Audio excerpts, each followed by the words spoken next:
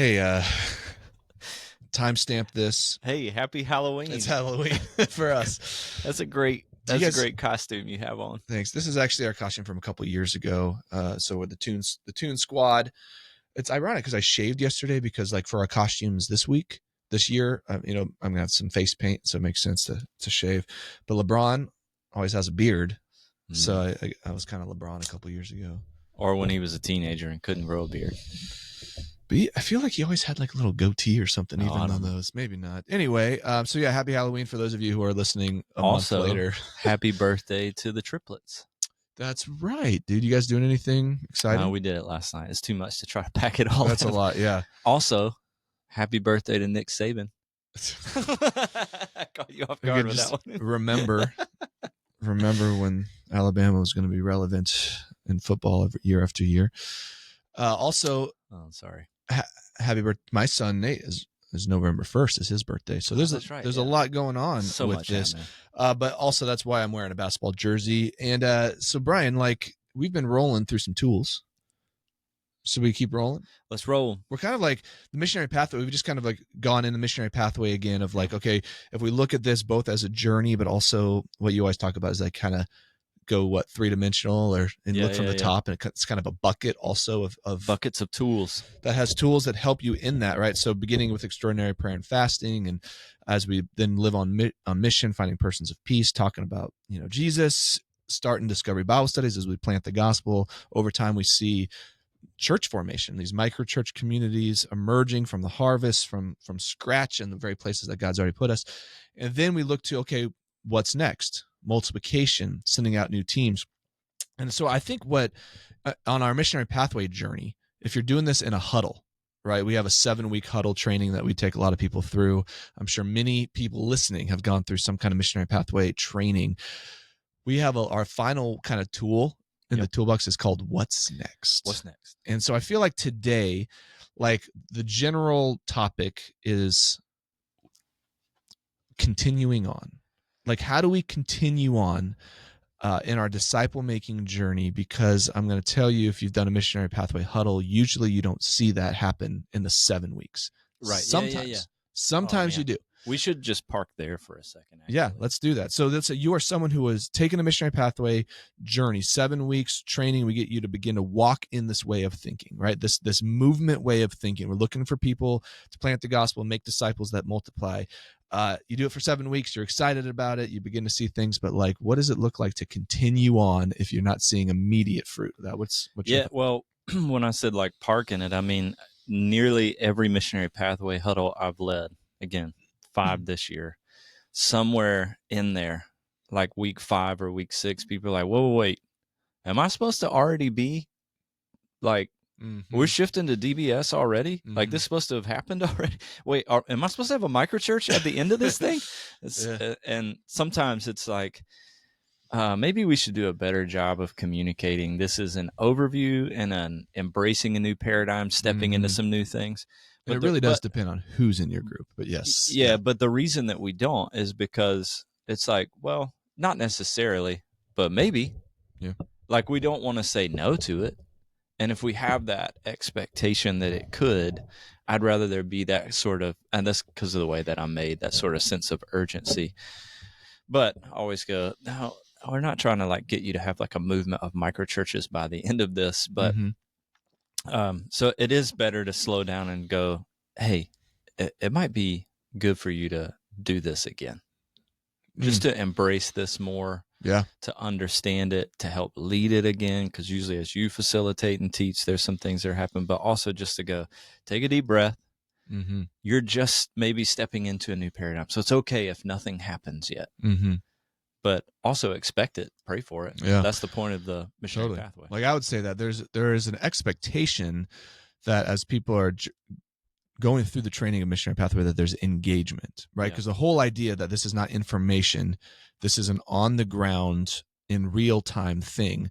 So in some ways, like I would say rarely, and it would be if there's a success and failure, and that's way too broad of topics to say. The ends of the continuum. Yeah, I would say like successful, effective, super effective missionary pathways will actually have everyone engaging in real time in some way. You're Right. beginning Yeah. these. Absolutely. You're praying. You're actually you're joining God in a way that you haven't, because your eye. Sometimes it's just because your eyes are open to what God's doing, and you're actually beginning to engage with people who don't know Jesus in a very intentional way. And you're finding that, hey, this is actually not as scary as I always thought it was. I could tell you a cool story about Yeah, that. it's so almost every missionary pathway that I help facilitate in some form, there's at least one story that you can kind of track with, and it becomes kind of a case study for the rest of the group. And we all join in this together, and it's an encouragement. And then other people are like, oh, I can do this. So almost every setting, not every one of them. But yeah, you said you got a recent story on that? Yeah, and I won't do like the name names kind of thing, but almost every time there are people in every, like hopefully in all the ones I've engaged, people show up having done the work. But it's usually within the prayer section where eyes are like, oh, I'm connecting dots now that like God is moving because of like the prayer that's happening in my world. So I just pulled up an email of one of the, like the current one. This is a really long email. This person was like, this is happening in my life. Just saying, listening prayer comes naturally for me, even though I wasn't aware that it had a name. Like now I have language to what I was doing. Cool.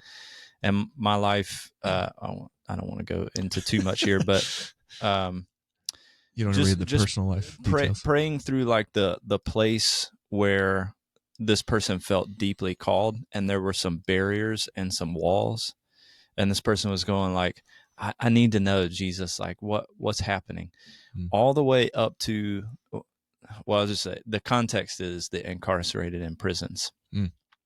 And they said, after we finish up the call today, I got an email from someone who does scheduling for the ministry I volunteer with. This person works for another ministry that goes in the federal prisons. He emailed that earlier this year, they were denied entry because of security regulations.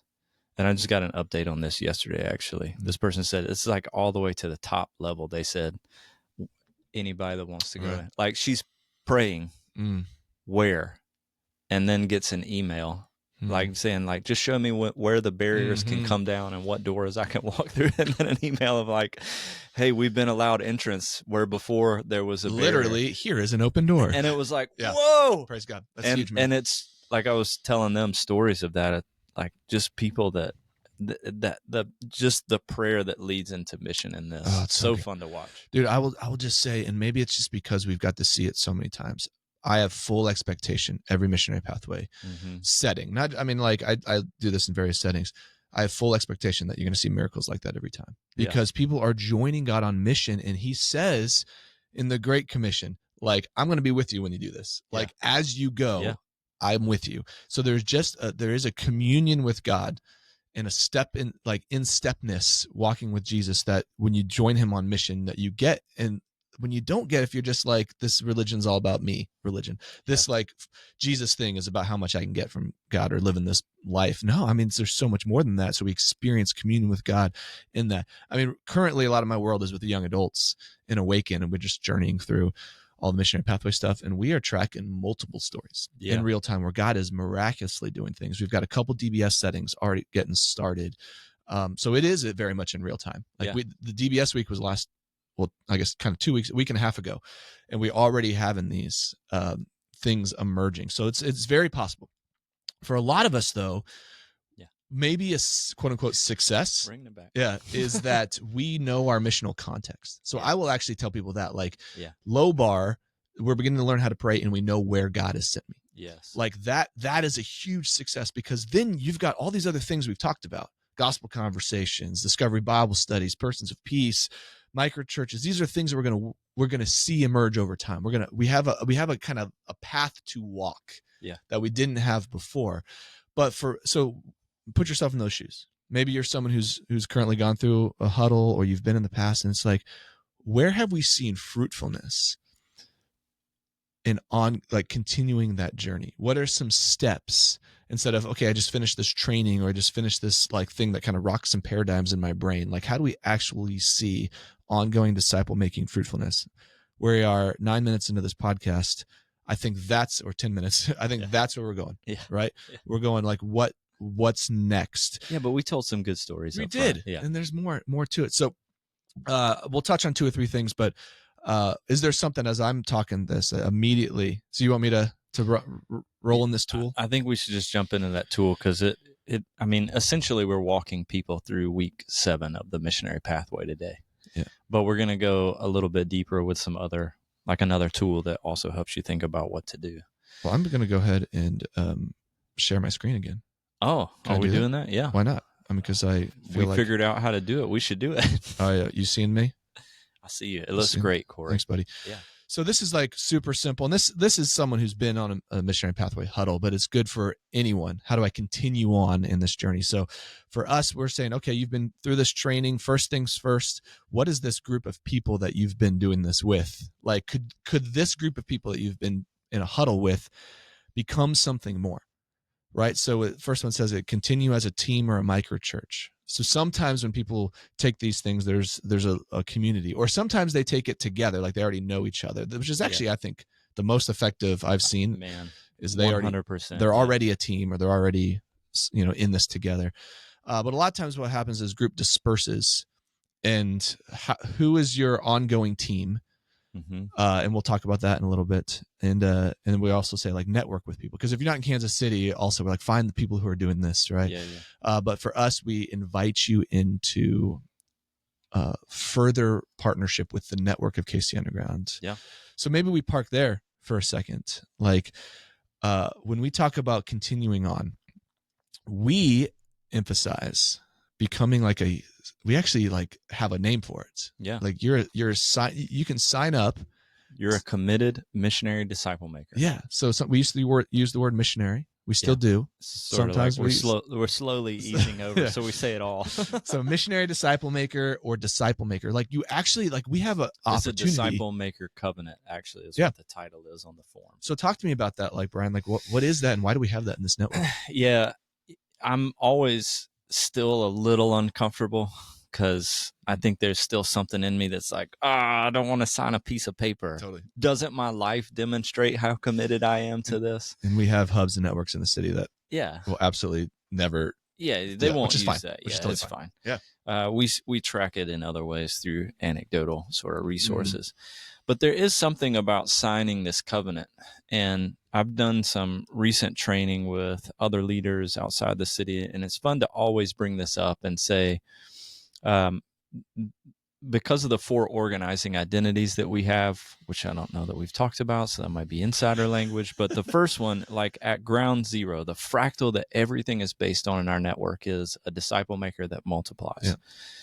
Cory and I are not just podcast hosts. We're not just hub directors. We're not just people, like even microchurch leaders first and foremost. Like at the root of who we are is we've owned that identity as a disciple maker. And that's actually the first phrase on this covenant. When we invite people to sign that, it says, I own the identity of a disciple maker in the Kansas City Underground. Now, it'd probably be better if it said in the kingdom of God. But there's something about owning that identity that helps me understand that's it. Like this is what I'm living into. Yep. And then there's these 11, like we call them missional commitments or promises that help me understand, like, I'm like embracing the microchurch as the primary form of church. I don't have to graduate to some bigger form. I'm gonna live up to the standards of an elder from Timothy and Titus, like what is in there. That helps guide my life and ground me in some things. So it's like, I think the thing about covenants, it's like marriage. I'm saying, like, I'm in this thing. I commit to you. And then there's also a commitment from the network back to me to say, also, we'll provide you with these things, which is ongoing coaching and family resourcing whenever you need it. We're going to care for your soul. And it helps us as a network know, who are we coaching around the city? And it doesn't mean I'm responsible for all of their life, but it does mean, like, if you've committed to me, I'm committing to you, and we're going to walk together for the purpose of seeing this city filled with beauty, justice, good news. And it helps clear up that understanding, like we with each other. Yeah. We're saying the same thing. Yeah. I'm not out here doing this other thing that, That's So it's good, man. It's important. And we have found that to be something that was that maybe I don't want to say unique to, but I don't know a ton, like in a Western context where we're so individualized and we lack our own clans and we lack our own tribal groups and names, and we tend to identify with the organization or the logo or the group. Like that's just how we kind of function as Americans. And so we're like, okay, how do you embrace that well? Like this tribal identity of like saying, I'm going to sign my name on this thing that says I'm a disciple maker of this hub or this, this network. And it does bring what I have found, and I'm sure you found this a lot. It brings us a level of stick-to-itiveness. Yeah.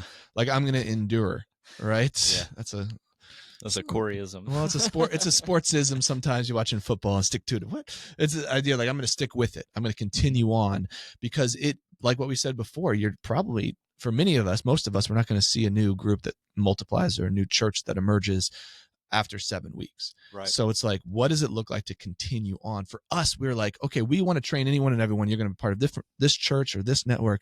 But here in Kansas City, we want that first invitation to be like, go all in and find others here and say, I'm in. I'm going to sign my name on the dotted line. At the same time, we're kind of loose with it. Like we're going to walk with people, whoever they are. But that has been that number one. How do you continue on? Like find others and do this with people, and don't just do it as a side gig. You're not going to see this if you don't really intend to live it out. And the end of that line is to join a coaching group. That's the point of that covenant, is for us to go, hey, we have capacity issues. We have coaches. Yeah. But there is we're going to prioritize those that are going, I want to see this city filled with beauty, justice, good news. I want to multiply disciples. And we go, all right, we're going to coach those people first. Mm-hmm. And that may sound like exclusive or whatever, but it's like, but they're on mission with us. They've locked arms with us. And so like the end of the missionary pathway, the next steps, number one, first and foremost, is if as soon as you get to that clarity level of, I know to whom I've been sent, the people, the place, man, you need coaching. You need to be in a coaching group so that people can ask you, number one, how's it with you and Jesus? You doing well? Are you abiding? Remember we started there? How's that going? Don't get lost in the missional side and miss Jesus. That's right. But number two, how are you doing on mission? Like, what are you discerning from your time in abiding that is helping you step out with Jesus in those new ways? Yeah. And so coaching is essential as to what's next, or how do I go forward? The ongoing piece of this, the multiplication side of it. Yeah. And I keep going back and forth from sharing this. So if you're watching, and you see, I don't know what you can see. What you can't always go back and forth just so you can see it. Like we probably need to update that document there, because I do think that graphic, what we're seeing, I think we are trying to be intentional of moving people into those coaching relationships immediately. And so sometimes these missional teams that form, they kind of function as a coaching group. So for instance, like in Awaken, we're trying this, and I don't know, by the time this comes out, hopefully this might be true, is like we have lots of young adults and they're kind of pairing off they're grouping off to discuss these things every week. It's, what's God doing in your missional context, your blessed five, all that stuff. And we're seeing kind of these natural ongoing teams sort of emerging. And we're like, okay, how can those become coaching groups after this thing is done, so they continue to meet in this way? I think coaching, we've talked about it so much. We have multiple weeks on coaching, a few months back, where it's the backbone of so much. It's the backbone of the stick-to-itiveness. Like how do we continue on? We got to have people. So that's probably the most practical thing. Okay, if you're becoming a missionary in the underground or becoming a disciple maker in the underground, we connect you to a hub that makes the most sense, where there's a coaching relationship there, and then you're in a coaching group. You either join one that exists or you start a new coaching group. Yeah. And so that's one really practical thing. The other is like this, and I'm going to share my screen again because I can, is the idea of a team. So we have this too as someone forming missional teams. Let's see. There it is. You guys see that? And so this idea of like, what is team like? We just have lots of resources to help you wherever you may be. So if you're in a different city, what does it look like to have a team? What do we mean by a team? And so we kind of boiled it down to like, okay, there's kind of everyone needs to be a part of a team. Jesus was all about teams. He always sent people out in teams, even if it was that bare minimum two by two. We always say disciple making is not an individual sport. Like it is a group identity. It's a group thing. Yeah. So it's like looking at the team forms. If you're how do you continue on in this journey? Get in a team. Yeah. Find others to go along with you. Find people to partner with. So like we just kind of like, okay, well, here's 4 ways to have a team. Yeah. Partner up. Just straight up. Is there someone else that you can run with? Are you married? I am. Are you? Yeah. Okay, cool. But I'm saying that's an easy, like, that's a team. teammate. Yeah. That is a team. And if you're a married couple and you feel like this is not enough, yeah, find another couple or somebody who's within that context, right? Who's already believers. One is a shared mission team. So there might be a bunch of people like kind of what we were just talking about. Maybe there's a handful of people that have a shared mission context. We are all in on this neighborhood. We're all going in this relational context, like just finding believers to do this with you and to regularly meet together. Scattered mission team, like traditionally in microchurches, we'd call this a distributive model of, so like people are coming together and then boom, they're going out to different contexts. But there's like in all 3 of those, the point is accountability, and not just like defensive accountability, right. Yeah. but like, how are you joining Jesus? How can we support you? How can we be a part of what you're doing? That's right. The last one being just a prayer team. If nothing else, get some people, like if you're by yourself because you don't have any other partners who know Jesus and you're trying to reach your workplace. Yeah. You got no other teammates on the ground with you. Get some teammates behind you to be praying and supporting you. And so like here's some steps to launch a missional team, right? Build a team with clear missional context and calling. So know where you're being sent, find some people, get on the same page. Build your team around that clear vision and purpose. So we actually have things to help you through, like if you have a vision statement you want to create, what's the why of the team? Be specific about your missional activity and strategy. How are we engaging with people? How are we finding persons to be right? Don't just do the generic, we're just going to love people here. Yeah. How are you going to love people? Yeah. How will the kingdom be tangible in this space? Like these teams are not just for community.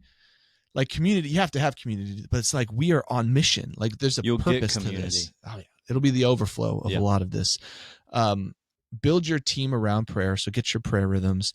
And just like determine the rhythms of the team. What are you doing together, right? So this whole idea of like find people, I don't even know how to find people. Well, here's the last thing. We have a missional team checklist. This is such a good document. Who made this? Well, I made it, but Lissa made it, but I told her what to put on it. But like, and it's like things like I know our teams at K-State, it's called team time. It's all these same questions, but just like finding people. It's very similar to our coaching group questions. Honestly, they're very, very similar because coaching group is kind of like a scattered team. Like there's a lot of overlap of all of this. But there's how to develop a vision statement. So here's just a team time guide. This is the last page on this. This is super practical. And this is similar to coaching time, coaching questions and things like that. But spend time just checking in on I will statements, personal life, and then have some team processing. And we do this in our Awaken Every Breakout. This is basically what this is. How's your prayer related to the Blessed Five and your prayer walks? Where do you see God moving in your missional context? What stumbling blocks are there? Who's God leading you to pursue more? Just like simple questions to like stir one another on and spur one another on, and pray a lot together. So the teams I was talking with in Manhattan, they spend a lot of their time in prayer. Like half of their group is praying for each other's contexts, right? So the intention wasn't necessarily to go over this document, even though I just did. Is to talk about like, how do you continue on? You can't do this by yourself. Yeah. Right. You have to have a coaching group. You have to have a team. And it can look a bunch of different ways. Yeah. That's super helpful. Last maybe couple of comments about what happens next too is do the missionary pathway again. Yeah, that's a good, man. Especially if you were a part of one that you didn't have a team, like, and you're thinking about, I know people that talk about this thing that I'm very passionate about, this broken place, this network of relationships. they're as passionate about it as I am. Invite them to do this again and facilitate it. Yes. There is so much more that is gained when we teach other people. Mm-hmm. And you're not teaching the missionary pathway, you're just facilitating, but the huddle guides are there. But like that second time through, I always hear that from people like, man, like I think I'm finally getting what you were saying, because it's 7 weeks. Yeah, that makes sense. Yeah. Especially if you're not far along in some of those paradigm shifts, like just the whole idea of like, I don't have to bring someone to this church. If that's where you're at, that's beautiful, but it's going to take you far longer than 7 weeks to begin to walk into just some of these different ways of thinking. So yeah, that's really good, man. And we have seen that a lot where people will take it multiple times. It is created so that anyone who can read can lead. Anyone who can read can lead. That's a Brian Phipps, right? Say that? No, that's Rob. Oh, that's a Rob. If you can read, you can lead. Yeah, if you can read, you can lead. And it truly is like, and even you barely even have to read because most of it's videos. Yeah. The idea of like, especially if you've been through it, you can reproduce it. Missionarypathway.com. Anyone can go through it. Yeah, and that's our hope, with this little podcast series, is a little bit of a preview into the tools and resources. We know it's like a second click, but utilize the resource. You can also go to kcunderground.org/train, and you'll see when the next huddles are launching that some of our leaders are hosting in the city. And there's probably some benefit in going through it with somebody that's facilitated a lot of these. You'll get a little extra color commentary around it. But if there's none listed up there, you don't have to wait. Just like invite some people, jump in, the guides are there. And think multiplication. I'm going to end with 2 quick stories. Do it. All right. We talk all this time about mobilizing believers to live as missionaries. And we want to keep multiplying more of those. We want to keep recruiting, training, sending out more and more disciple makers from the heart. But like, think of this also, the other pathway is from the harvest, which is really, we talk about that as much as anything. It's like, actually, as you see new groups and new disciples made, they actually are already on that journey of reaching other people, maybe faster, probably a lot faster than then you have to go through this missionary pathway for 7 weeks. That's the whole idea, is like, well, they can actually go start a discovery environment as well. They can start a micro church if they're using, so, and that messes people up. But just thinking of those 2 pathways, like 2 stories that have come up recently, like actually, I think I can tell this. My own microchurch, one of our friends texts us, and they get this, right? They started really following Jesus in this context. And they're like, hey, I've got a friend who was asking me about churches. And I was like, well, you can start it with your own community. Why don't you come and so they're actually this family's going to come. I think that's the question. I think next week they're going to come and just hang out and see what we do. Yeah. And then you can go reproduce that. Yeah. And this family in our microchurch can help them do it, right? That's natural multiplication. You don't have to go through all this stuff. We'll coach them on the way. Yeah. We also, there's an ongoing story with one of our hubs, I'll keep it generic, where within a coffee shop found this young lady, and she's just there reading. I was just telling you the story. She's reading this giant family Bible, like one of those King James thick gold pages. Yeah. Gold leaf. And usually, so they see this person, this disciple maker hub leader actually, and an underground sees this person, goes to talk, because they immediately think, if you're reading that Bible, it's probably the only one you could find and you're hungry. Yeah. Like, honestly. And that's exactly what it was, right?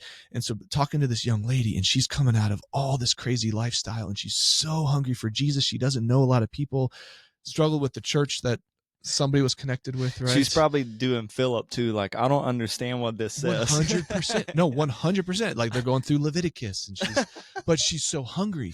And she's taking it all literally. And it's like, this is amazing. So begin to walk with this. Well, what they're doing, they're not taking her through Missionary Pathway actually right now. Yeah. Like, she knows all these people and she's hungry to tell them about Jesus. So the question was, do you want to be a disciple maker who multiplies? Yes. Like that. She's like passionate. Yes. Yeah. So like literally as we speak, that's crazy. As we speak, this disciple maker was hub leaders meeting with her. Wow. So Lord be with them now. Amen.